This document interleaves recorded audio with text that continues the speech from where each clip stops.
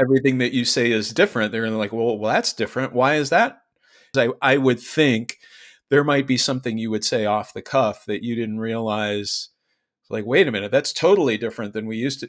Is this a change, or is this just Matt talking casually, or what is Yeah. this? It's trying to build rapport and like a personal relationship with those people so they don't overly jump at every single thing you say either, right? Like, how do you build a relationship with these people where they don't just feel like order takers to the new overlord boss that just showed up last week, right? Like, how do you build a Yeah. relationship with these people? And I've tried really hard to do that, still trying to do that. Some of it is just unpacking, like, why have we done things the way that we do them for the last 6 years? Yeah. And I think there were certain areas of the business where they actually craved leadership. They're like, there was a vacuum of nobody providing very specific leadership in these areas, where all of a sudden I Mhm. come in and I'm like, okay, I have expertise in these things, or I have a lot of interest in improving these things, and I want to provide a lot of leadership in these areas, where before maybe there was a little bit of a vacuum.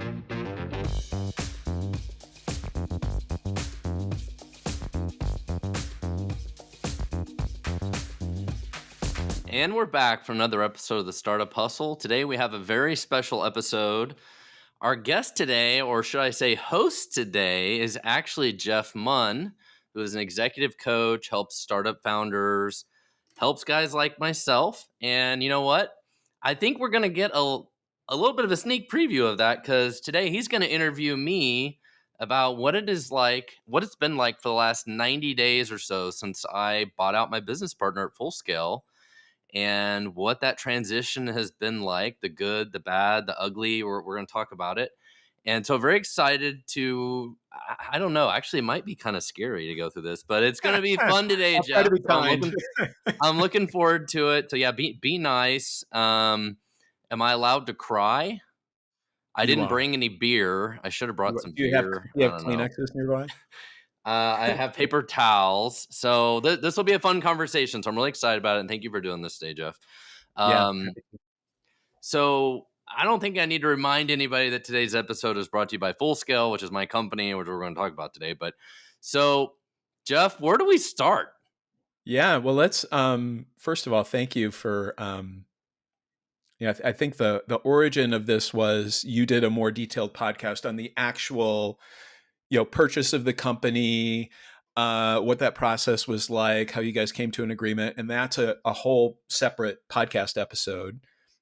We're not going to drill into that in much detail. I want to focus more on what's happened since then.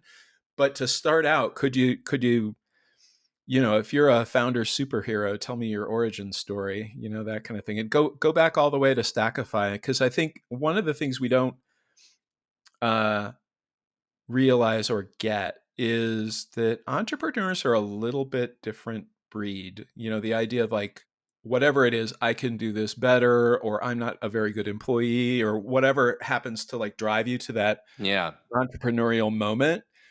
What was that for you? And then just kind of walk us forward from there.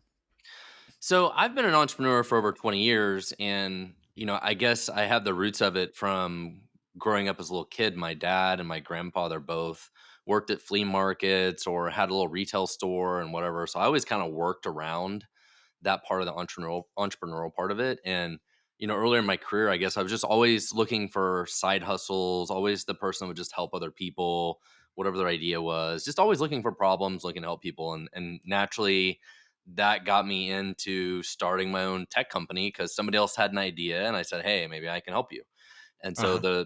the first couple things I did in my career were just that. But fast forward 20 years later, acquiring buying out my business partner at Full Scale is kind of a whole different thing, because this is not it's a tech company, but it's not a SaaS company, it's not a software company, it's really a Mhm. professional services company. And you know Full Scale started 6 years ago as a partnership between me and my other original business partner, because I needed to hire software developers at Stackify. I needed to hire about 10 people, and I was like, I can't afford to hire 10 software developers in Kansas City. What are we going Uh-huh. to do? How, Yeah. so I thought about hiring people in Latin America, and had some, good experience with that. But my business partner, the other Matt, said, "Hey, you know Uh-huh. what? I've had developers in the Philippines for a long time. We should just set up a little office there."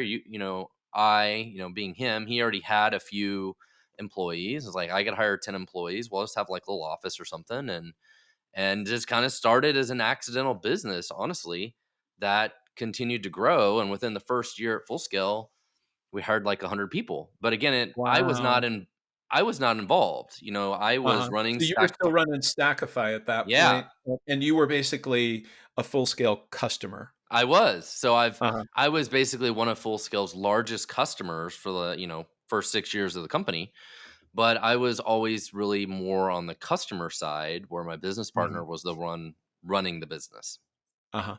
So what then happened at Stackify? Like, what's that exit process like for you, and how does that transition between, "Okay, now I'm no longer at Stackify, and now I'm co-running this other business." Like, what's that transition like? Yeah, so in 2021, I sold Stackify, and then after that was trying to figure out, well, what am I going to do next? And I So talked to my why did you sell Stackify, Matt? What was the circumstances that you said, "Yeah, it's time to get out"? honestly, it was a hard business. Uh-huh. Competition was hard, and I was kind of the company needed to raise like a significant amount of money or find like some good strategic partners or something to really grow and scale it. So I Mhm. decided I'd rather just exit it and go do something else. Uh-huh. And luckily found somebody that wanted to acquire the business, and we sold it and was ready to go do something else. Alright. Cool. And here you are at full scale, like, just happens to show up at the right time, right?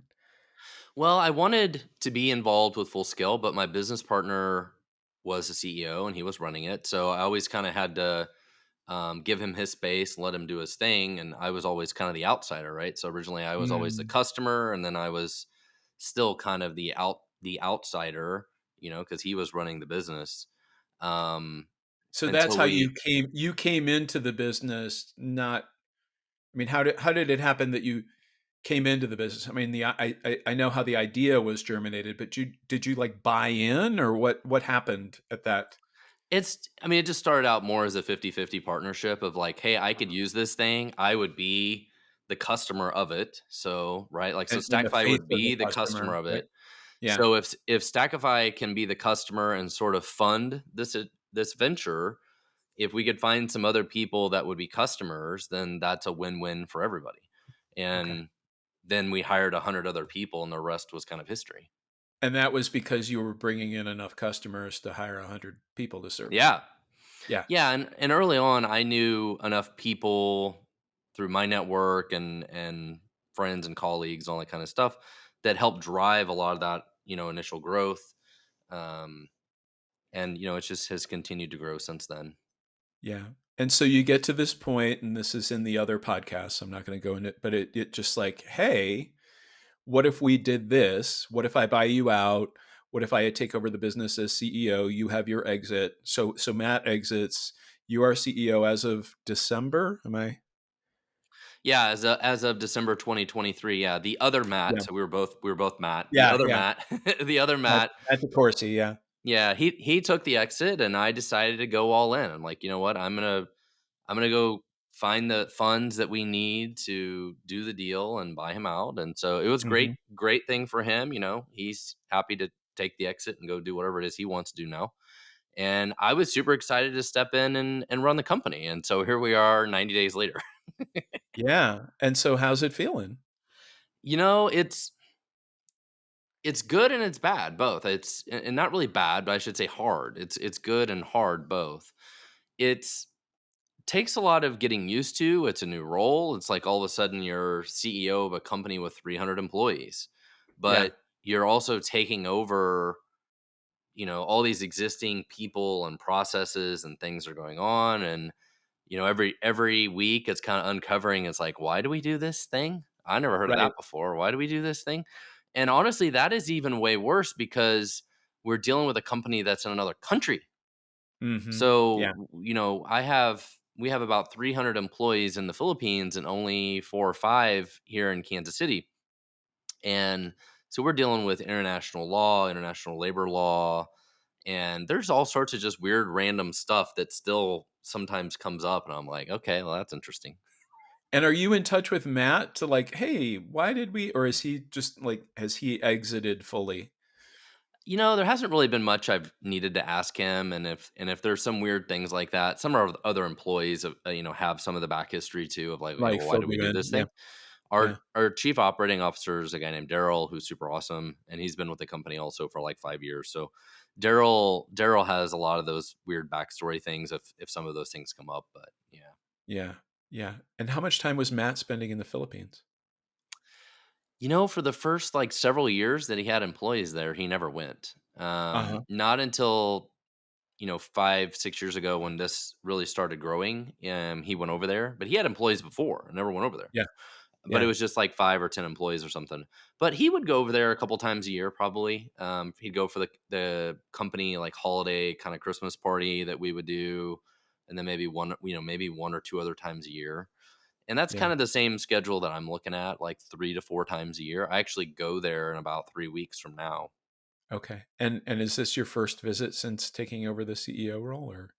So the first visit officially would have been last December when we made the announcement. So Okay. So you did go there to, okay. Good. so Yeah. we go to the company, holiday party, kind of Christmas party, right? And get up on stage and tell 250 plus people that, hey, by the way, here's the thing. So it was definitely a little shock when that happened. And Yeah. What was that like for you? Because, in a lot of ways, from like the employees and the technical expertise and so forth, this is Matt DeCourcy's company. These are Matt yeah, DeCourcy's employees. right. He's got the relationship, and now there's this new guy who, yeah, maybe they've heard your name, but they don't know you. Like, what's it like to step into that? So most of them knew me indirectly in some way. Like I had helped in the past record some like training videos or company introduction videos that we would have like new employees would watch or whatever. And I was in some of those videos or whatever. And so I think people kind of knew who I was, but they didn't really know me. But it was definitely weird I was always kind of the outsider. And honestly, Yeah, even this podcast, I was one of the hosts, but I was kind of the outsider. Like it was still really the other Matt's podcast, and I was the outsider. And like we had a local event here in Kansas City like a week ago where I had to give like a 3 minute speech. Like it wasn't a big deal. But before, I wouldn't have gave that speech. He would have gave yeah, that speech, and if I would have uh-huh, gave this speech, I was kind of the secondary outsider person, right? So now all of a sudden it's like I can be myself and do whatever I want to do, however I want to do it, and not worry about what other people are thinking. I guess is my point, uh-huh, right? And so uh-huh, that is still a little bit different to be like, I can just do whatever I want to do now. I don't have to worry about what he thinks or what my business partner thinks or whatever, right? So right. it's taken a while to adjust to that. Well, it's an interesting place to be in because on the one hand, you're right. You can say whatever you want because you're now the lead guy. You're the CEO. Um, and on the other hand, there are 300 people who are used to how he did it, and Yeah. everything that you say is different. They're gonna like, well, that's different. Why is that? So what's it been like to navigate that? Because I would think there might be something you would say off the cuff that you didn't realize. Like, wait a minute, that's totally different than we used to. Is this a change, or is this just Matt talking casually, or what is Yeah. this? Like Well, the I think weight those of your are words as CEO becomes a lot heavier. yeah, and that's always tough to navigate where, we have a whole admin team over there, our executive team, right? So we have a Yeah, CFO and basically head of software development and HR, all these different things. And so yeah, it's trying to build rapport and like a personal relationship with those people so they don't overly jump at every single thing you say either, right? Like how do you build a relationship with these people where they don't just feel like order takers to the new overlord boss that just showed up last week, right? Like how do you build a yeah, relationship with these people? And I've tried really hard to do that, still trying to do that. That's part of the reason I'm going back over there, shortly, and was there in December. It's like how do you build a personal relationship? But it is hard of some of it is just unpacking like why have we done things the way that we do them for the last 6 years? Yeah. And I think there were certain areas of the business where they actually craved leadership. They're like there was a vacuum of nobody providing very specific leadership in these areas where all of a sudden I Mhm. come in and I'm like, okay, I have expertise in these things or I have a lot of interest in improving these things and I want to provide a lot of leadership in these areas where before maybe there was a little bit of a vacuum, right? Yeah. And I think there are a couple managers or executives that are like actually really excited. They're like, hey, we have leadership that like wants to go do this thing. And maybe they wanted to do them for, but they didn't have like executive sponsorship to do them, right? They're like, Right. we want to do these things, but the previous owner like didn't worry about it or didn't care about it. So now we have like executive sponsorship and people that like want to go do this. So I think there's some areas where there's a lot of excitement, and there might be some areas maybe where people are like, we liked it before when we didn't have Yeah. executive sponsorship, and we just like, I don't Yeah. know, like the We status quo was good, and now somebody came in and they're like trying to make a bunch of changes, and I don't like it. So there's probably both. Yeah. Well, and I think that's part of every CEO has particular areas where they choose to dive in a little bit more and to be a little more hands off. And like, Right. how do you navigate that? How's that different from your predecessor? I mean, I don't know. I wish I had had the foresight to pull it up because it's a great book. I recommend it for anyone who's going through some kind of major career change. It's called The First 90 Days, and it's basically like what is the plan for going through and getting all that information so that at the end of that 90 days it's exactly where you are right now. So at the end of that 90 days you can think about, okay, and what do I actually Right. want to be different? Well, and And yeah, go ahead. that is great. So if you walking into this like last November and December, like knowing like okay, we're going to do this transaction, that was my thought process. Like first 90 days, what are we going to accomplish in the first 90 days? What is the focus? How do we ensure all the employees are happy? How do we make a smooth transition? Right? Like those were all the top concerns. And one of the first things we did is we had did some surveys, understood what do the employees want the most? What is the most important things to them? And since we have like 300 employees, but like 250 of them or so are software developers. Well, the Right. things that mattered the most to them are, of course, their pay, but it's uh, also career growth, opportunity, training, mentoring, all those sort of things. And so that's been a big focus. Like, okay, for the first 90 days, we know historically the company has done some of these things, but there's a lot of room of improvement for all of those things. So it's like, okay, how do we uh-huh. kick off initiatives to go do those things? So we're doing that. Like that, that was one of the big initiatives. But outside of that, a lot of the focus was sales and marketing. It's like, how do we Mhm. improve the sales and marketing of the team?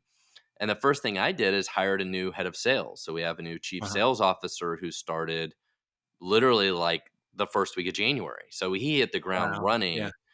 And I basically had him kind of hired, like knowing the transaction was going to happen, had kind of queued him up. So he was ready to go day one. And he has been a huge addition to the company, having a new head of sales. We've The company had hired some various different salespeople over the 6 year history, and we had another a salesperson named Chris who's still with us, but never somebody that was quite at Greg's level. Like Greg brought Mhm. 25 years of experience in IT staffing and stuff, and so he was a huge addition.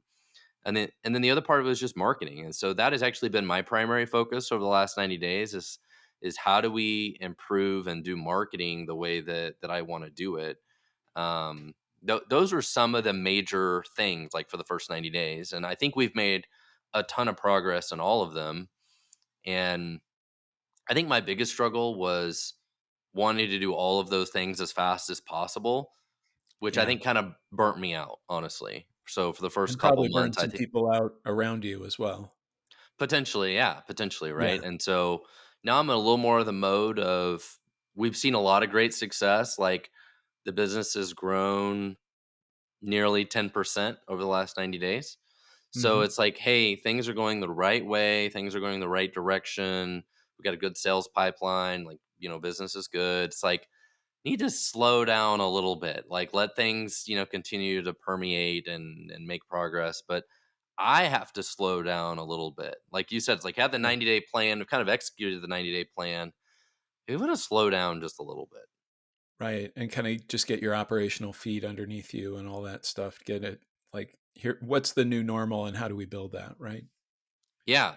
And while Yeah. continuing to make progress, like continue to think Uh-huh. strategically about, okay, what does Q2 look like, you know? And what are the next goals, but try What not to kill myself along the way either, or anyone Yeah, else. what does your ideal client look like? Because I think about, what you're offering, and I'm not in this world at all, but I can imagine you're basically saying, "Hey, we can hire software developers more easily, more cheaply, they'll be better, more efficient, all those things than you can." So what's the ideal customer? I mean, are you is it someone who needs 1 or 2 software developers? Is it someone who needs 10? Like, what does that look like? Well, that's always part of the struggle, right? Is who is your ideal customer? And Uh-huh. we have it's a little, it varies, but it's basically Uh-huh. anybody that needs to hire software developers, which is kind of too broad. But usually it's kind of startups or growth stage companies, but it can be larger enterprise or mid market companies that are just looking Mhm. to hire software developers.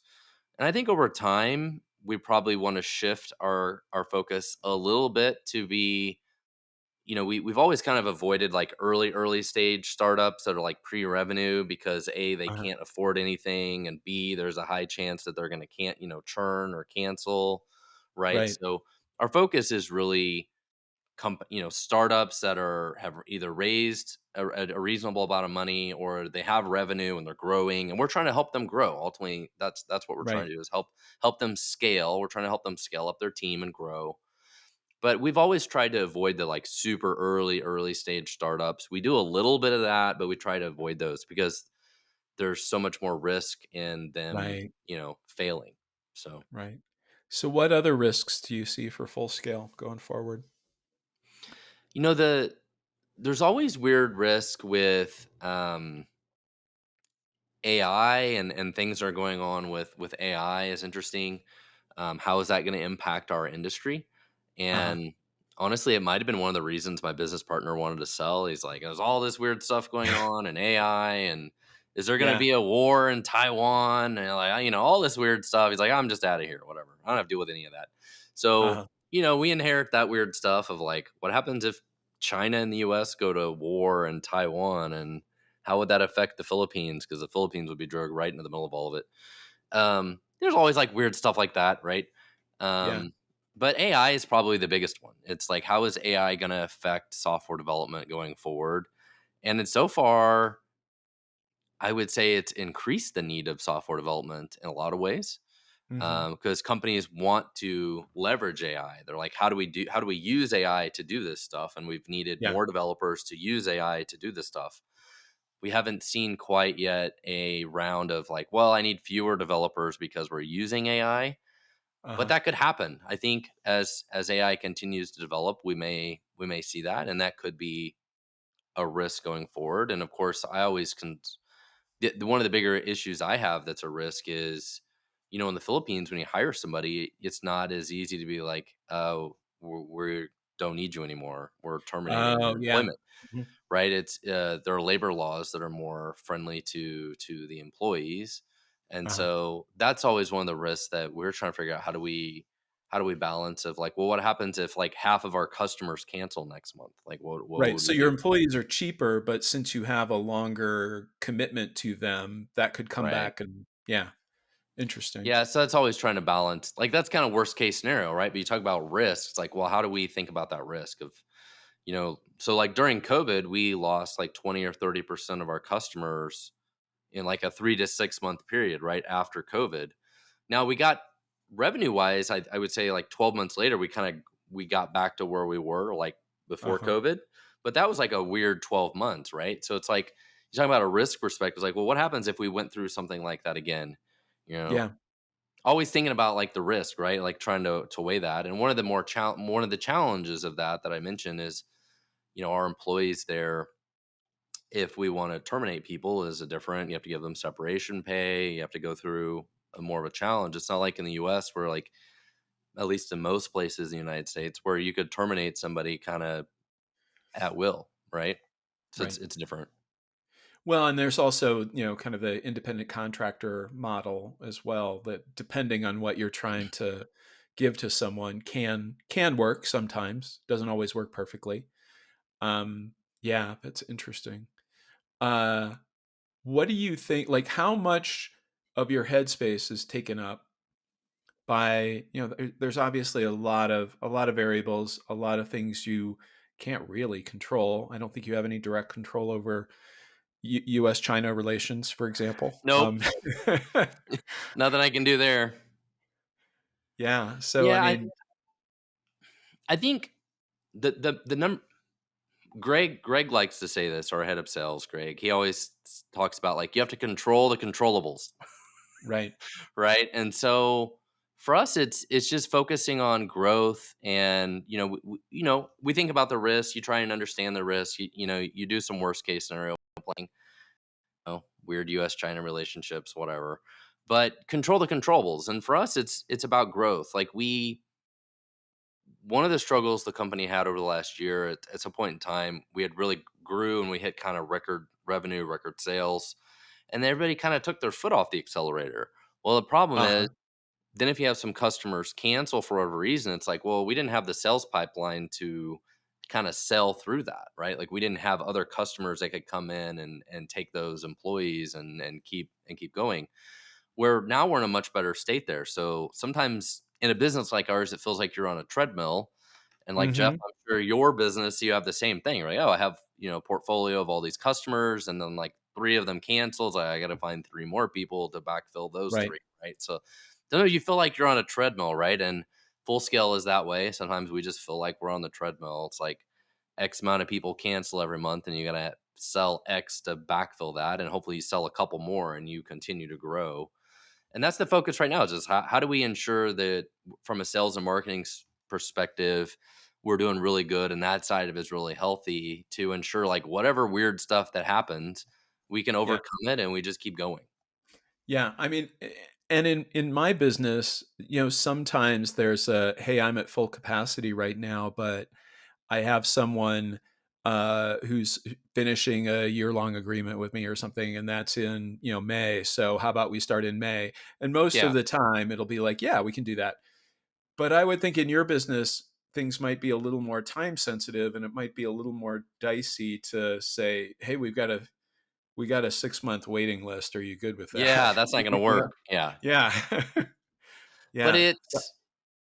yeah, for us, it's usually about the talent, right? Like Uh-huh. if we have a super amazing, .NET developer or JavaScript developer or whatever, odds are we can usually place that person really fast. And Uh-huh. if we have, let's say we have 10, 20, 30, 40 potential clients that we've kind of talked to them, but they're not ready to make a decision. They're kind of on the fence or whatever. Usually it's that like, hey, this super awesome developer is available today. Somebody is going to take them. So Yeah. either you got to step up and decide you're ready to go and take this person, or somebody else will, right? And the thing is, you've got to have enough pipeline of like interested customers that are ready to jump on the opportunity when it comes along. Yeah. So there is. I'm going to take a little bit of a left turn, Matt. There's a Jungian therapist named James Hollis who he wrote this book about kind of midlife and like the struggles that we all find at midlife around meaning and purpose and these things. And he basically said the human condition is toggling between boredom slash depression and anxiety slash worry. Like if you don't push yourself enough, you fall into depression and you just feel stale. If you push yourself too much, you get overwhelmed and anxious and all of these. So which way do you lean? As an entrepreneur, it changes every day, right? It oscillates Yeah. back and forth a little bit, right? Like, no doubt with you, like, like, man, I'm at capacity.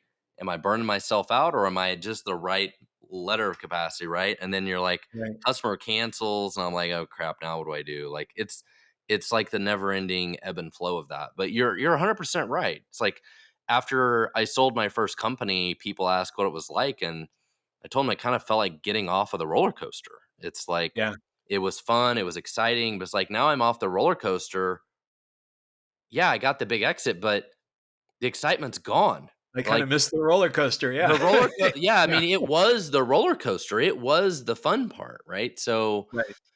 but as I described earlier, the last 90 days were very stressful. Like you said, it's trying to find the balance. Where is the balance between boredom and letting the company kind of just meander around where it's on autopilot and we're not trying to improve, we're not trying to innovate, we're not trying to grow, versus being, and I can be guilty of this, of being Veruca Salt and being like, I want it all and I want it now.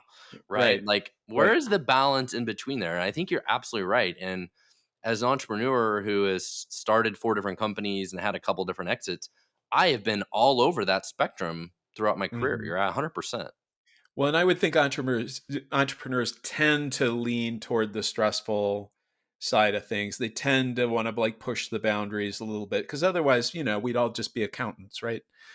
Um, And my wife will remind me every day of like, why are you doing that? yeah, Why? Like, yeah. why isn't your family more important? Why don't why Mm. you're like, do we need more money? Why, at what point in time is enough? Like, why are you doing this? When How do you you look answer back, that question? That's a really tough one. it is really tough. And I enjoy what I do. I enjoy working. I enjoy what I Uh-huh. do. And honestly, if you told me that I need to get on the floor and play GI Joes with my kids or go work, I would probably choose work. And Uh-huh. that doesn't mean I don't enjoy my kids, but there's certain activities I enjoy doing with my kids, and then there's certain other activities I don't really enjoy. So that that is hard. It's hard for me. Mhm. Yeah. So as you think going forward, you're 90 days in and you think about, 1 year out, 2 years out, 5 years out, what what do you see, like what kind of edges do you think you're going to be riding in terms of where you want to push the company and also where you want to push yourself as a leader? Like my coach, the guy who certified me as a coach, he used to call it, your growth edge. Like where is your growth edge as a leader? Well, so we set our goal this year was to hire 20 new people a quarter. So that would be hiring 80 employees over the next year. That's somewhere around 30% ish kind of growth for Yeah. us, Yeah. which feels like a healthy number at the stage we're in. And for the Q1 this year, man, I think we're at about that pace. Like, we're at a pretty good pace. So you talk about the growth edge, like that's kind of the growth number we're looking for that seems reasonable, seems sustainable. We don't have to kill ourselves to accomplish it. We don't have to take on an crazy amount of risk to do it. we Uh-huh. you know we don't need to go find new investors to do it. We don't have to bet the farm to do it. Like, it's just attainable. It's an attainable goal. And I think that's a great way to look at it. It's like, what is the growth edge that's something we can attain that won't kill us, that will be fun along the way too, right? And I think that's the edge that we're looking for, is what is sustainable, that we don't want this to be like a boring lifestyle business, but we want to be on that growth edge. I think that's a great way to think about it. Mhm. Okay. And then for your clients, like how do you help them hit that for themselves? Like how do they know if they're listening other than, oh, we need a but you talked a little bit about the stage of the business. Is there a particular type of industry you focus in? Is there a particular type of vision you like to support? Like, someone listening to this podcast, how do they know, yeah, I should have a conversation with Matt? Well, we help all kinds of tech companies, as I mentioned earlier, a lot of startups, scale up kind of companies. Um, and happy to support any of them in whatever they do, whatever industry they do. So, we don't really judge. It's like, whatever they want to do, it's fine. So Yeah. we're open Yeah. to anything. What's got you most excited about this new role for yourself? It's a new challenge. It's fun. Uh-huh. It's exciting. I love talking to other entrepreneurs. I love doing thought leadership and marketing and stuff. And so it's enabled me to focus on that. Mhm. I really enjoy that part of the job. Um, it's been kind of stressful for the last 90 days trying to get all of that going in the right direction because Yeah. that has been the focus, and we haven't made as much progress as I wanted to. So it's like, for example, I wanted to redo our website and build a bunch of new content and do all these things, and we haven't made a lot of progress on that. So that's been frustrating. We have done a lot of rebranding and improvements to different things, so that's good. So it's like we're making progress, Uh-huh. but that's where I've decided it's like I need more help. We hired a marketing agency to help and having them help do different things. So some of it is just trying to just make some goals and be on the edge of what's attainable, and not trying to overstress myself about it too, right? It's like, are we making progress? Are we going the right direction? And just trying to be a little more patient, Yeah. which is not in my DNA. Okay. So that may be the long term, like what's the sustainable rate where your patience isn't stretched too much, but you feel like you're also kind of making progress. Well, and it's the balance of like, okay, worst case scenario, the company is growing and we're making money. Yeah. Right? It's like, hey, yeah, we didn't get the new website launch, but you know what? We also had one of the best quarters in the company, in company history, and we're making money. It's like, okay, but worst Yeah. case scenario is really good, right? Yeah. So it's just trying to remind myself of that too. Yeah, you're reminding me of another book. There's a so I'm a big Dan Sullivan fan. I don't know if you know his work. He runs an operation called Strategic Coach. He helps businesses grow. His most recent book is called 10x is easier than 2x, which is really like a Yes. compilation of his thinking. It's awesome. Yes. But within that, he's got this concept called the gap versus the gain. And uh the gap is like we're always evaluating ourselves based on some idealized future that never gets here, and so we're always feeling kind of bad about it, like, oh, we should Yes. have done this faster, we should have Yes. we could have done this, we could have done this. But then you looked back on the gain. It's like, well, wait, we're having a Yes. record breaking quarter, we have a successful business. And like, if you want to be happy as an entrepreneur, you should be focused. I mean, by all means, look at the gap, go in that direction, but don't beat yourself up about that because that's never going to get here. Right. Look at the gain and see how far you've come. And for most people, it's amazing how far we come in a relatively short period of time. No, and I love that way of looking at it. It's at the start of the 90 days, the only thing you could see is the gap, right? Like Yeah, yeah, 90 days ago, the only thing there was a gap. And so now a couple months into this, it's like now we can see, okay, hiring our new head of sales was clearly a great decision. Some of the other mhm, changes we've done have clearly worked.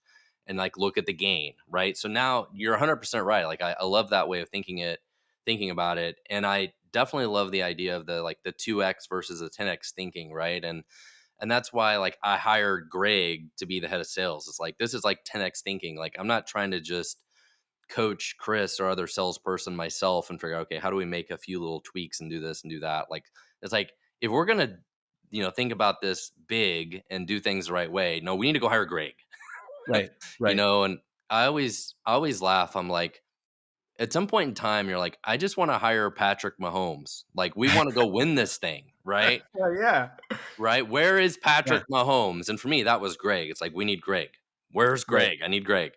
And that's kind of where I'm at now in the marketing too. It's like, if we're gonna win this thing, we need where's our Greg? Where is our Greg or our Patrick Mahomes for the marketing side of this? And so that's why I've worked with a marketing agency and they've been very helpful, and trying to lean on them for the same reasons, because I'm not trying to figure this out myself. Like I want expert help. Where's the expert help to take this to the next level?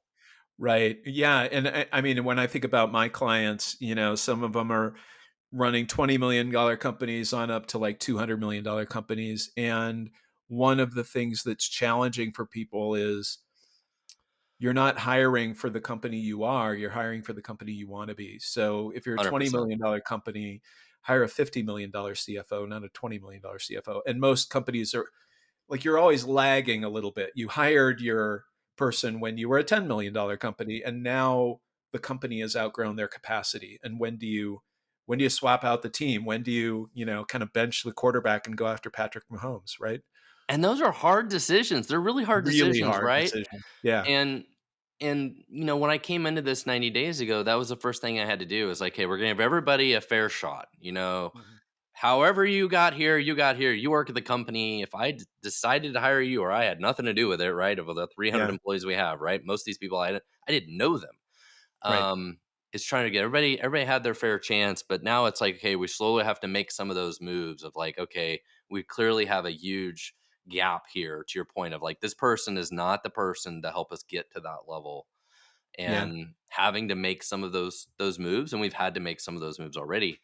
And but yeah, that's the game, right? And that's the challenge because you hate to, those are hard decisions to make. You hate making those decisions, but they're decisions you have to make. At some point in time, it's like, where is Patrick Mahomes? Yeah.